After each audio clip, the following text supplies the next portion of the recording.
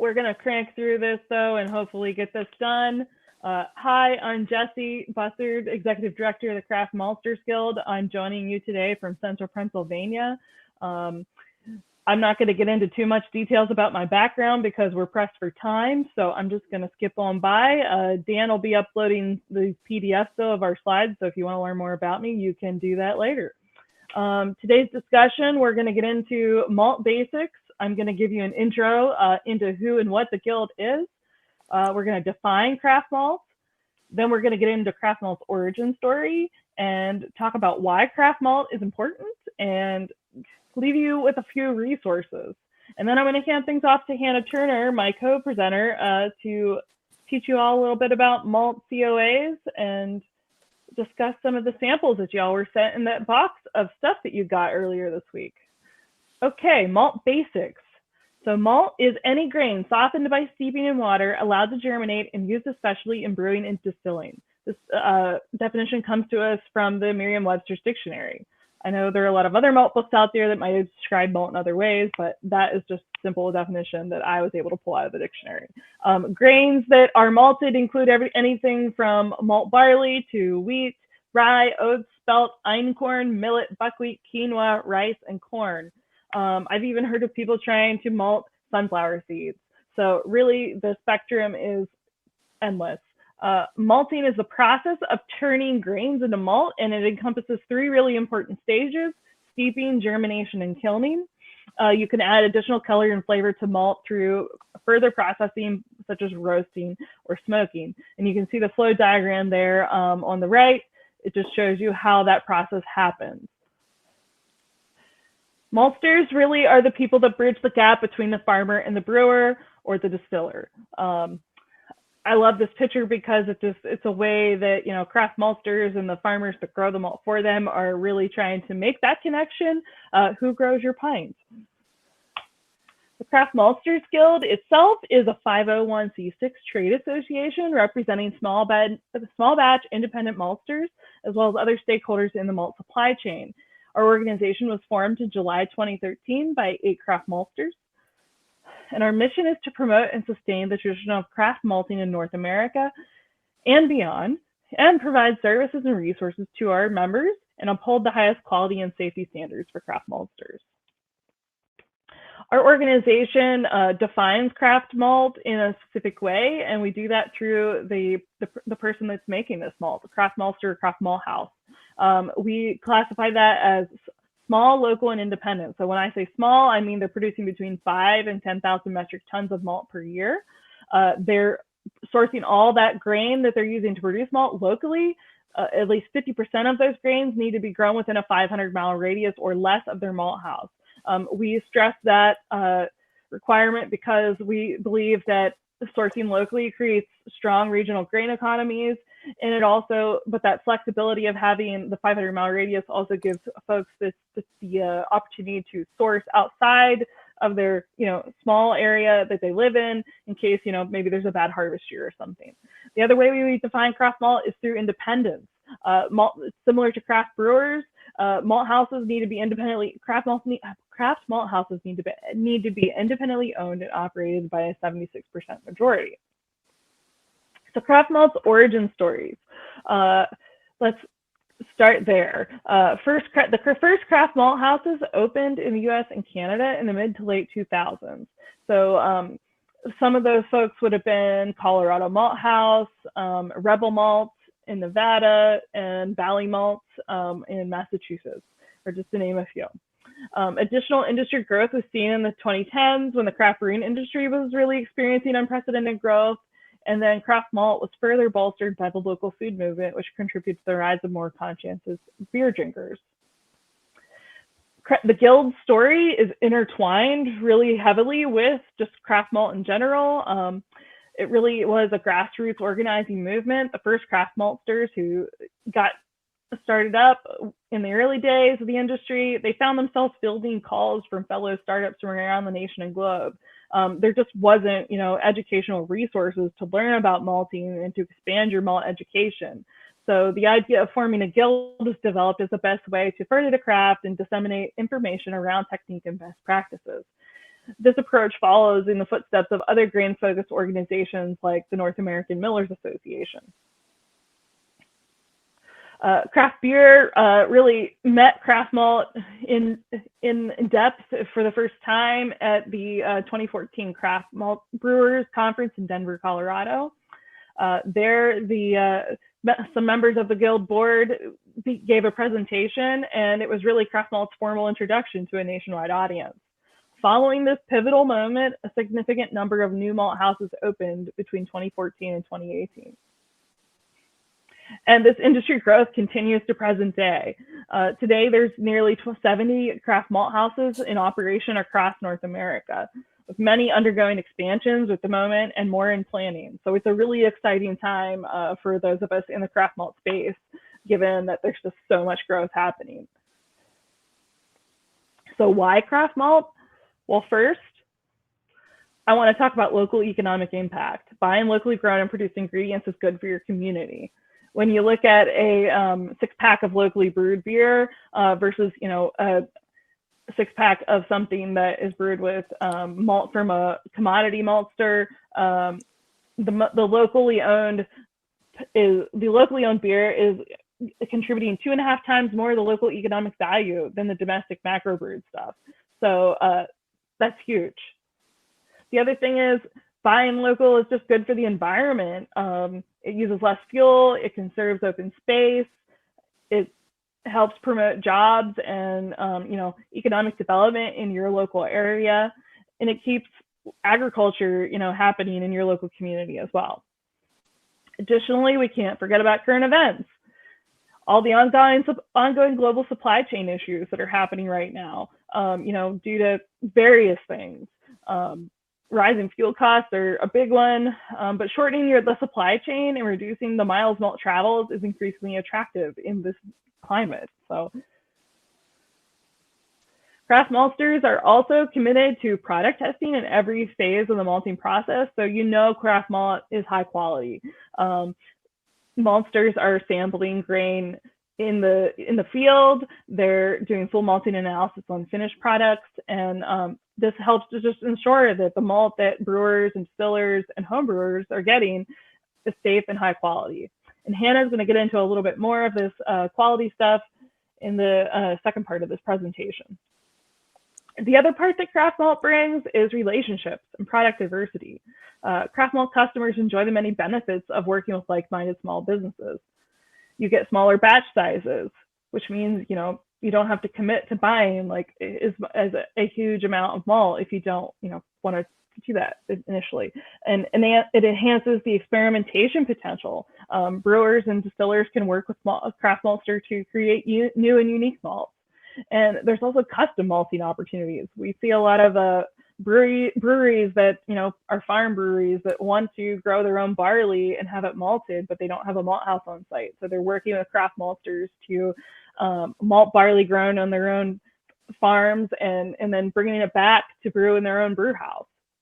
Craft malt production methods also run the gamut from traditional to technological. We have everything from floor malting operations, which are very, very traditional, to very mechanized and computer operated, and managed systems that are producing craft malt. So it's really cool to just see that diversity there. And this range of production methods, combined with the different heirloom and regionally adapted grain varieties that craft maltsters are seeking out, offer an exciting opportunity to explore an unprecedented diversity of flavor. But there's more to it than that. When you use local or regional malt, made with grain grown much closer to home, it gives beer and spirits regional character. It helps products stand out flavor-wise in a crowded market, and it ties one's craft and the fermented beverages they make back to the land. And craft malt has what we like to call functional terroir. This is what we call the confluence of grain genetics, grain agriculture, and the malting process. Much like brewing or distilling, malting is a transformative process, resulting in an infinite array of differences in flavor and performance from malt to malt. Craft malt celebrates this. Every combination of grain variety, farming methods, soil, weather, and maltster produces a unique malt that in turn contributes unique flavors to a beer or spirit. All right, So we're at the end of my part, and I'm going to just give you a rundown here of some craft malt resources that you can go seek out to support your local maltster and learn more about craft malt. We have this great resource on our website called the Craft Malt Finder page that lists all the craft malt houses that are members of our organization. There's a map there that you can use to see if there's a malt house near you. You can also seek out beer and spirits featuring the Craft Malt Certified Seal, which is a program that we started up to allow brewers and distillers a way to differentiate their products that use craft malt. And if you go to that website link, you can see a map of the craft malt certified breweries and distilleries across North America, and also learn more about the program. If you're a brewer or distiller that's using malt and want to learn more about how to tell that story, the seal might be a good fit for you. And we'd love to have you join us. The other thing is, if you're a home brewer and you want to find craft malt at a homebrew supply shop, we have a list on our website of all the homebrew supply shops that we know about that carry craft malt. And if you're listening to this presentation and perhaps you're a homebrew shop owner, or your local homebrew shop doesn't carry craft malt, but you want it to, maybe you can send them a link to that and let them know about it. Want even more resources and education about malts? Then I suggest maybe becoming a member of the Craft Maltsters Guild. Our members have access to a lot of educational benefits, including bi-monthly webinars about topics in the malting, brewing, and distilling world. We have an educational video and webinar archive that members get exclusive access to. There's over 100 plus videos in there that you can learn and expand your malt knowledge. And then you get discounts on guild events like the Craft Malt Conference and our 4-day advanced class in craft malt production. All right, that's the end of my stuff. I'm going to hand things off to Hannah. Here's just a quick slide to let you know if you have questions or you want to connect with me. This is where you can find me. You can text me, you can email me, Twitter, Instagram, all those things are right there. All right, great. I'm going to stop sharing my screen and let Hannah go. Thanks so much, Jessie. So hello, everyone. Yeah, I'm Hannah Turner, and I'm the director of the Barley Malt and Brewing Quality Lab at Montana State University. And I'm hoping that my slides are going to come up here. We're going to kind of roll with it, and I'm actually not going to be controlling the slides. So hopefully they'll come up here in a moment. There we go. Okay. So I'm going to be giving you definitely a crash course in what a certificate of analysis looks like, and then doing some discussion about the malts that you've been sent. Go ahead, Dan, and let's go to the next slide. Same with Jessie, a little bit of information about myself, but I'm not going to cover that into depth. Go ahead to the next slide. I will say that if you guys are interested in anything, about our program or learning more about myself, we've got a great website. It's listed here on this slide. But basically, our program is 3 pillars: research, service, and education. So basically, trying to generate new novel knowledge, supporting the barley chain all the way from agriculture through maltsters, brewers, distillers, and end user through service and education. And we've got a lot more information about what we're doing in our work on the website. Okay, go ahead to the next slide, please. So malt quality evaluation. I just wanted to start off with talking about standards. We've been malting for a very long time as people. So Dan, yeah, go ahead to the next slide. So as we've been malting for a long time, we've also considered standards for a long time. So this is a great quote from all the way back to 1482, where we've believed that our malt should be of good quality. We shouldn't be hiding, poor quality malt under good quality malt. We need to be upfront with, good product, not weevil eaten, not over dried or over malted, those kind of things. Let's go ahead to the next slide. And another point to make with that is that if we're going to have quality malt, it's not something that happens by accident. It's something that we consider and work hard towards, and that's very much the case for craft maltsters. They're very hands-on with their process throughout, and the COA that we're going to be discussing today is a big part of that. The COA is interesting. So COA is Certificate of Analysis. And when you consider malting and brewing across history, typically this was one process. The maltster was the brewer was the maltster. And so this communication piece was something that was internal because that same person was hands-on throughout. The COA that we're discussing today is, in modern times, kind of the bridge communication between those two pieces. The certificate of analysis tells the maltster about what their process looked like and helps them to make adjustments and guide what they're doing to create something that's consistent and of high quality. But then when it gets to the brewer, it's also a piece for that brewer to learn about that malt and understand like from their process forward. So quality is something that really needs to happen throughout, and the certificate of analysis is a big part of that. Okay, let's go ahead up to the next slide. So to produce this certificate of analysis, essentially what we're doing are the initial stages of brewing. We're going to take malt, we're going to mill it, mix it with water, and go through a mashing process to produce a wort. Everything that we do is on lab scale, very precise measures and at small scale so that we can work with our instrumentation to generate measures off of the wort that we've produced. Let's go up to the next slide, please.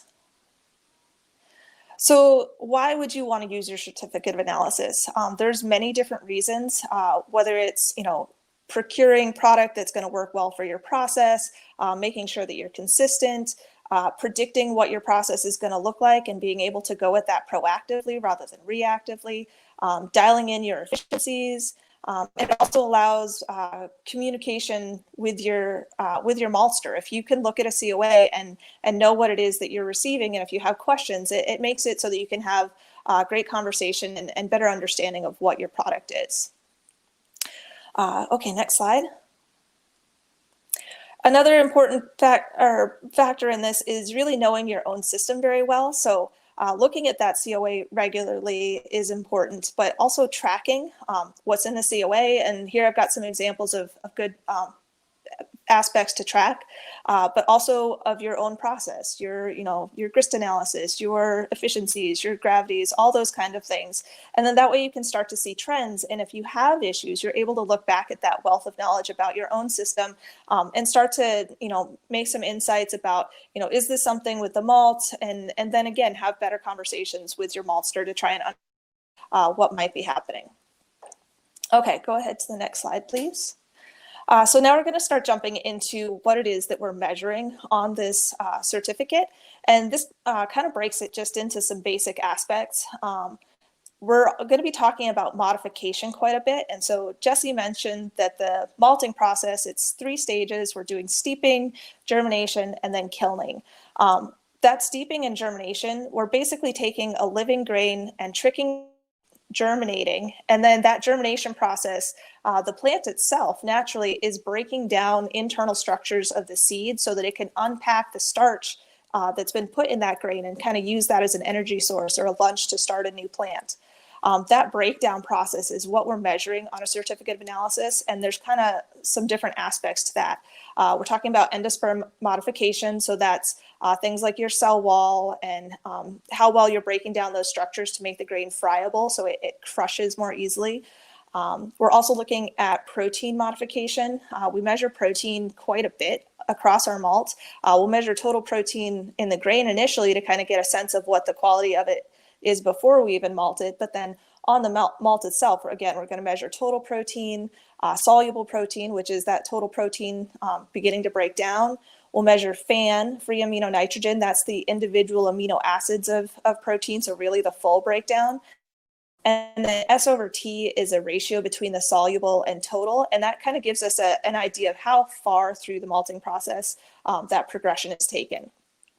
We'll also look at the buildup of our enzymes that are going to be responsible for breakdown of starch into sugar during the brewing process, as well as a few other aspects, color, moisture, pH. These are really good predictive measures both for the maltster and the brewer.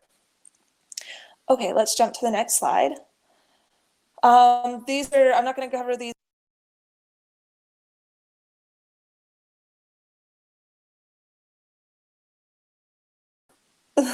Sorry, everyone, my screen's doing some crazy things. Okay, these are just some basic numbers of what you might need from a malt, depending on if you're an all malt brewer, if you're distilling, if you're adjunct brewing, etc. These numbers are generated through the American Malting Barley Association, and so if you're looking to learn more about those numbers, I encourage you to go to their website and look into that a little bit further. But these are just a few of the basics. Okay, let's jump up to the next slide. So I wanted to kind of give you a concept of what's happening in the grain during malting and what it is that we're measuring. So Jesse mentioned that we're going to steep the grain. Moisture is hugely important to the malting process, and how it progresses across the grain kind of defines what the measures are that we're looking for on our COA. So in this figure, you'll see in the bottom right-hand corner, there's a little section of that grain, and that's the living embryo. That is what is going to pull water into the grain. And so these red arrows are representing how water progresses through the grain as time moves forward. And so what happens is we have modification progressing from one side of the grain to the other. And like all aspects of malting, we're talking about balance. So balance can be in the malting process is, temperature, moisture, humidity, all of those things need to be in balance. And that affects how that water moves through the grain, which there again, we want to be in balance. We don't necessarily want to try and malt all the way across that grain and get to the very tippy ends and get that well modified, because the original end is going to tend to be over modified. So our goal is to try and get to a point where we have the majority of that inner portion of the grain well modified without pushing it too far or not pushing it far enough. And that's what we're measuring out of our certificate of analysis to kind of generate an idea of how far modification has progressed. Go to the next slide, please. This just visually shows another way of that last slide of looking at it. This is showing something called Calico. It binds with beta-glucan, which internally on the grain, beta-glucan is the major makeup of cell walls in the barley grain. And that's what we're trying to break down. So you can see on the left, this is a grain that's fully unmodified. It's highlighting quite a bit with that Calico. So there's lots of beta-glucan, lots of cell walls. As malting progresses, you can see that moisture is spreading across one side of the grain to the other, and we're seeing a reduction in that glowing Calico. And so this would be kind of just time in germination, roughly might be a way to explain this. Okay, let's go to the next slide. So just quick, all of the methods that we use for measuring a COA are all curated by a group called the American Society of Brewing Chemists, and make sure that everything that we measure lab to lab, it's all being done the same way, and it just ensures consistency across your, if you're looking at different malt brands, etc. All those companies are going to be using the same methods to generate those numbers. Okay, next slide. This is just a quick flow chart of what the process looks like. When we get malt in, like I said, it's kind of the initial stages of brewing. We'll do a few initial measures on the malt itself, so we'll look at malt protein and friability. But straight from there, we're going to grind the malt, go into a mash bath to produce a wort. We'll filter that off from the grist, and then that wort will go into things like our densitometer for extract. It'll go into our automated analyzers to generate the majority of the other numbers. And then also we'll do things like basic pH, etc. Okay, next slide. So I'm going to do a quick walk through each of some of these methods that we've kind of touched on so far. I'm going to do it quite briefly, but I will point out that if you go to that website that I mentioned, we've got a lot more detail on all of these things. If you want more information at any point, you're definitely welcome to reach out to myself as well. But just trying to give you a quick highlight of some of the numbers that you might find on your certificate of analysis. So this first measure, friability, basically this is just a mechanical way of looking at modification has occurred in the grain.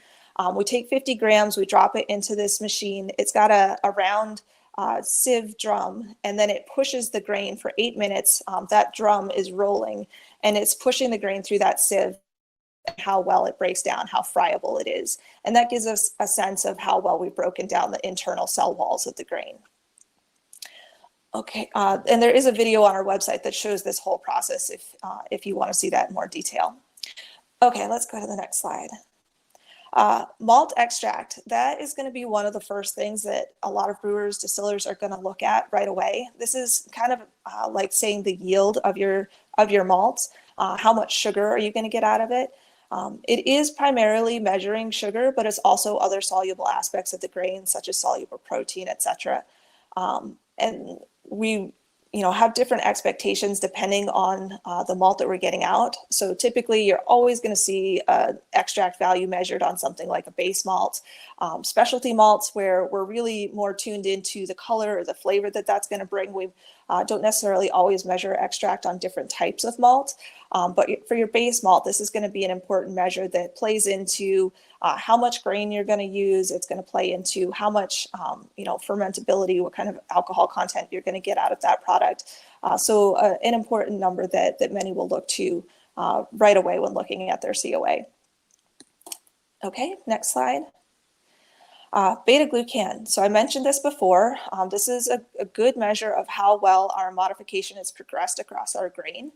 And you'll see throughout my presentation, I've got several of these slides that are graphs that are in the lower left here.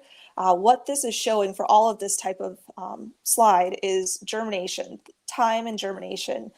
So just, day 2, day 3, day 4, day 5, etc., where we're breaking those structures down. And you can see beta glucan in unmalted raw grain. Beta glucan is very high. But as modification and time progresses, we're breaking that down rather quickly.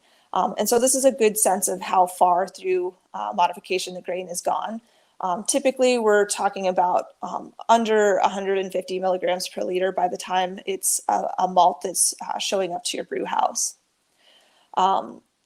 The breakdown of beta glucan is important for several factors. If it's not broken down, it can cause very viscous worts, so it can slow up your brew day, cause filtration issues, those types of things. But we also see that the breakdown of beta glucan, the more that we're able to get that closer to that 150 number, we also tend to see that correlate with things like fermentability. So an important thing for us to break down, and a number that often brewers or distillers will look to right away. Okay, so let's go to the next slide. Sover T is also another great number to kind of get a sense of what your malt looks like. This is the ratio of that soluble to total protein. Typically, we're talking about numbers in the 38 to 45% range. Looking at something that's more 45%, we say that modification for protein has gone further, whereas at 38%, we've kind of pulled back a bit on that. Like all things with malting, we want balance. Too low or too high for pretty much all of these numbers can cause issues. So we want kind of a window of balance for each one of these numbers. And it's important to look at them all together to get a sense of what that balance looks like. Okay, let's go to the next slide. Free amino nitrogen. So another term that you may think of for this is yeast nutrition. Free amino nitrogen is the individual amino acids that we've broken our protein down into. And it's a great number in that you, as a, say, all malt brewer, you may not need to worry about adding anything nutrient-wise for your yeast.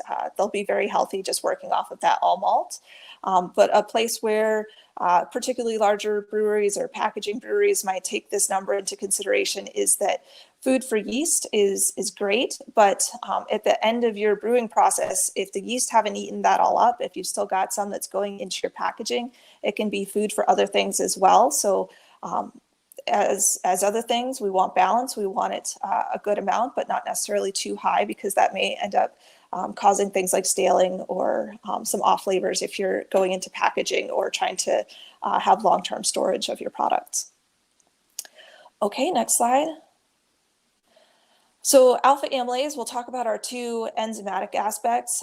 Alpha amylase is going to be the major workhorse of starch breakdown in your mashing process. And so you can see on this slide that I've got here, as germination progresses, we're building that alpha amylase. And so this can be a number that will kind of cue you into, is this going to be a highly, a hot type of malt? Is it going to convert quickly? Is it going to produce a lot of sugar that will then be fermentable? Is that going to be an issue if I'm trying to make something, a beer that's maybe got a little bit more of that starch left behind, a little bit more body?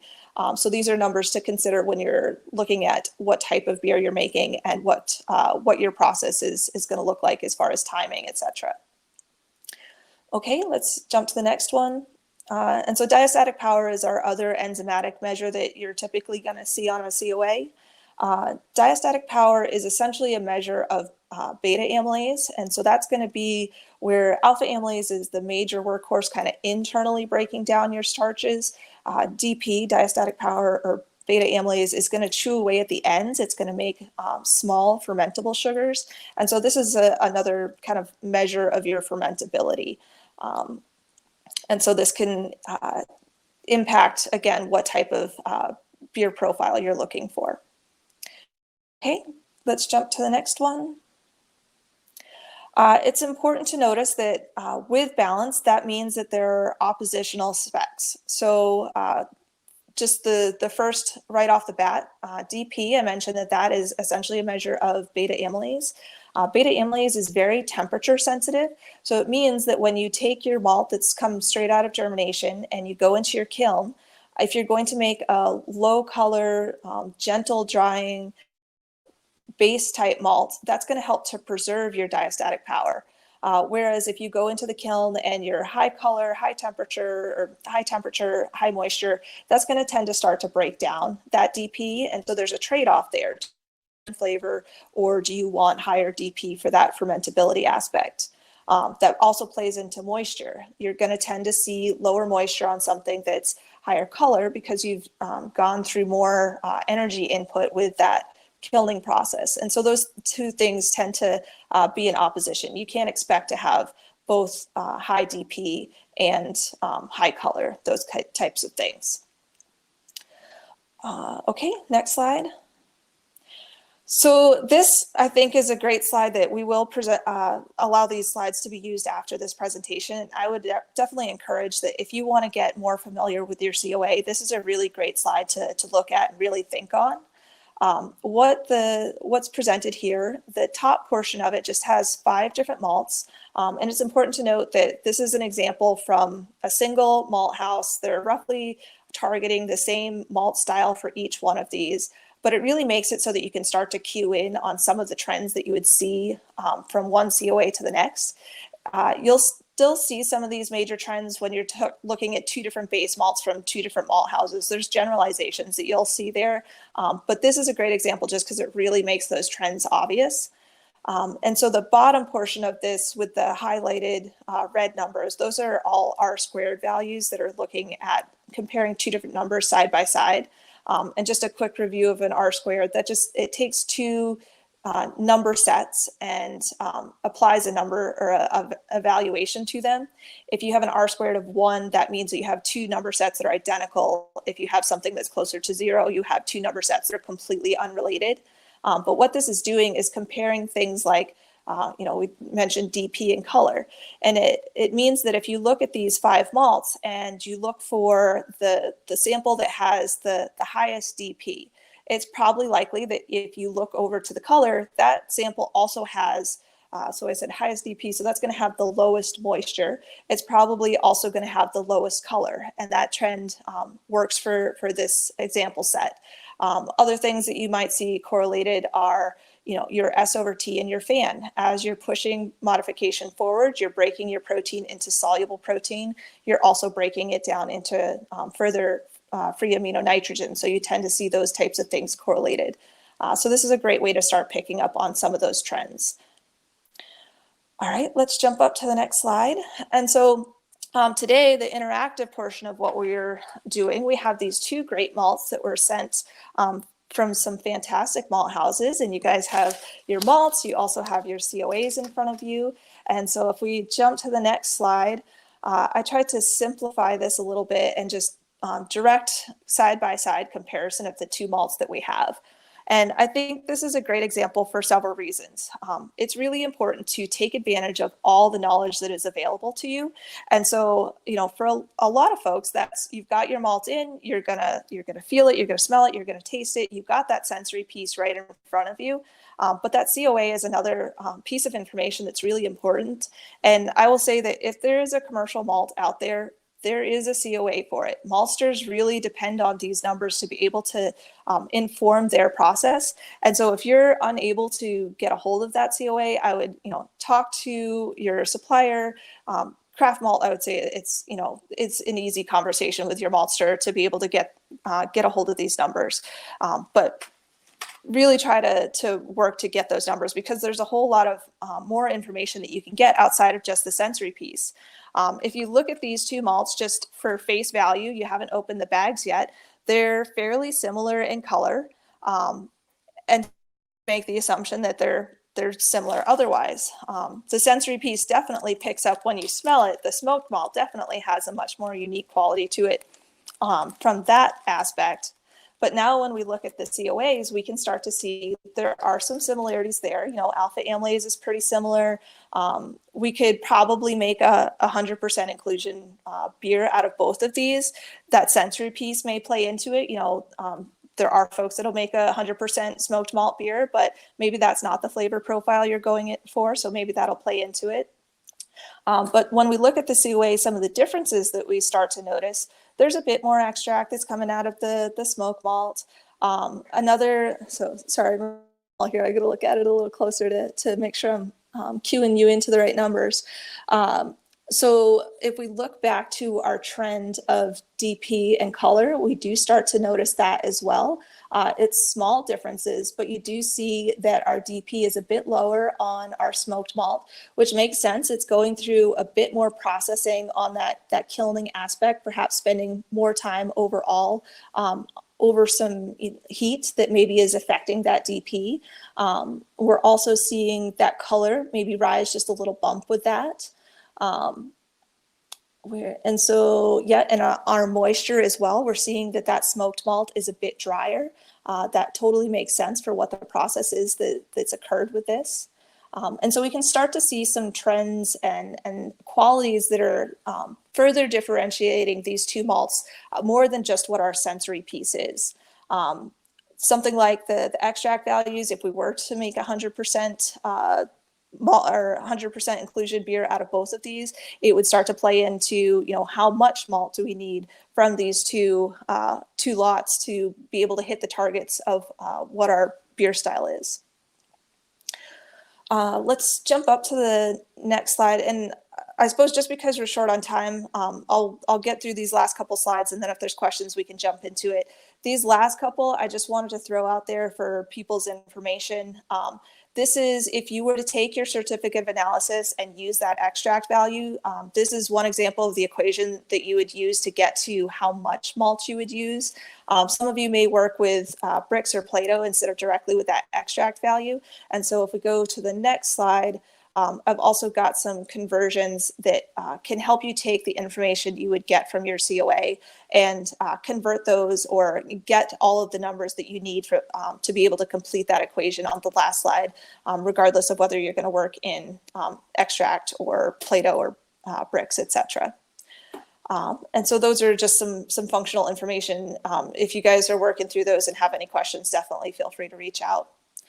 And so with that, I'll jump to, I believe it's the last slide that I've got. So Craft Malt can be an extension of your craft brewing. Your COA is definitely an important resource for information.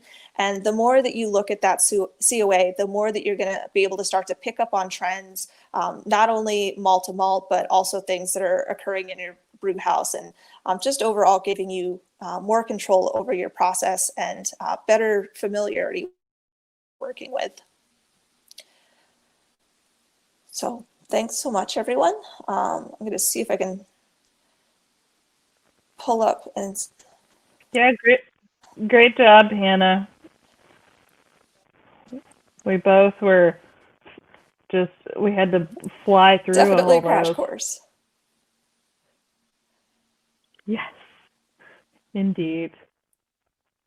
Yeah, we had a couple questions come through. I answered the best I could in the just by giving a comment, but there was a question about what about organic grains? Do we look for them? Yes, of course. Some craft maltsters are malting organic grains, and but it's not everybody does it. Organic farming is a bit more challenging with small grains, so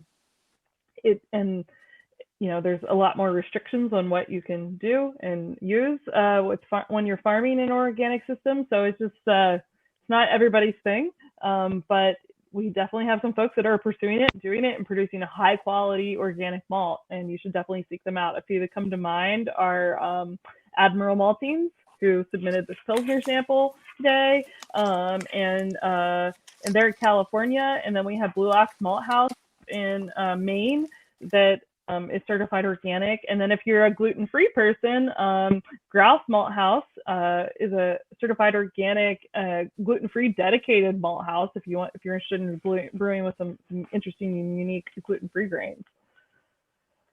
And then the other question was, has the recent extreme weather changes that we've had, drought, fires, temperature differences, et cetera, affected the harvest? And I think, Hannah, you'd be a good one to talk about this a little bit, since you are in Montana, which is one of our major malt barley growing regions. Maybe you could talk a little bit just quickly about how the droughts that we saw in 2021 affected malt quality. Definitely. So barley is an agronomic crop. It needs water. It is a more drought tolerant in general, but that doesn't hold up to years like last year where it was just hot and dry throughout the whole time. Particularly hot and dry during the time of the grain maturing will tend to drive up proteins. Protein and starch in that grain kind of counterbalance. So if you have more protein, it's going to be less starch. So you're going to see higher proteins, lower extracts, and that's definitely a challenge for the maltster and for the brewer as well. I think craft malt is in a really good position to deal with things like this. One, based on scale. Typically, craft maltsters are either growing themselves or they're working with their local farmers. And so there's more flexibility there. I know maltsters that, last year was really tough, and they were able to say, I'm not going to use any 2020. I've got stores from, they're well stored and well kept and still have good germination capacity. I'm going to continue to work off of the grain that I had from 2019 and not worry about the grain that I had in 2020. Whereas other folks are able to talk with their growers and say, maybe we need something that's a little bit more environmentally stable as far as varieties. And that's something that our program is really working hard on. Our barley breeder, Jamie Sherman, since her very inception into this position in 2015, has worked towards generating new varieties that are drought tolerant, that are environmentally stable. And so we see that in things like our recent barley variety release, or malt barley variety release is called Buzz. And last year, like most varieties, we saw a ding in the yields that we got from it, but overall the quality was fairly stable for it. And so it just means that that communication from brewer to malter, looking at what the challenges are and making sure that we're allowing flexibility and understanding that this is an agricultural crop. There's naturally going to be year-to-year environmental variation, and having discussions to best understand that and know what the best process is to try and address it. Yeah. Great. Looks like we have one more question.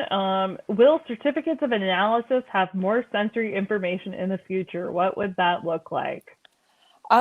Very possibly. Our group does a decent amount of sensory evaluation, whether it's bringing brewers in and asking, we've got heirloom varieties and we're interested to have your input and help us determine what we should push forward in the program, that kind of thing. As far as doing it on a regular basis, it would be pretty logistically challenging to do that. But that's why I think stuff like there's the hot steep method. That's a fantastic method that you all should get familiar with.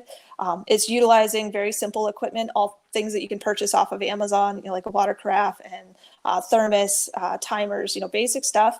But this is a way that you can do sensory analysis on your grain or your malt regularly. It's great for, if you need to do new recipe development, or say you have decided that you want to incorporate a new malt into your process and you are nervous about changing the flavor of maybe one of your core brands. This can be a way for you to evaluate several different malts and kind of get a sense of what that flavor is and how it's going to play with your current process, so that you can make that transition a little bit smoother.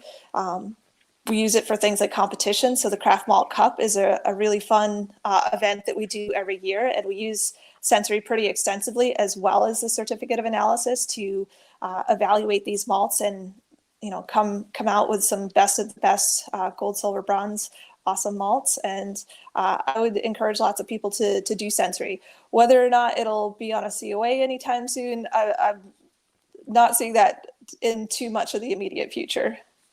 Yeah, I think it's important to remember that sensory is a very subjective way of measuring things. So it's not as objective as a quality analysis like a COA. So sensory, descriptions for malt, depending on who writes the description, might be different, from one person to another. So I think while maltsters may provide those, it's really up to the brewers to also experiment with sensory on their own part, to figure out what they prefer in malt over, other varieties too. So it's a two-way street there, I think.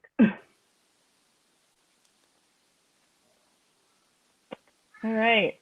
I think we covered all the questions. I think we're good. Thanks, everybody, for having us today. We really appreciate the opportunity to present at this conference. Sorry it was so rushed and that we had all those difficulties. Crowdcast just didn't want to participate today. I'm glad I finally decided to cooperate, but like we've shared all these links and whatnot. You'll get PDFs of our slides, so feel free to check those out. You can email either one of us with questions about malts or connecting with craft maltsters. Just reach out, feel free. Yeah, definitely. Thanks, everybody. Thanks, everyone. Bye-bye.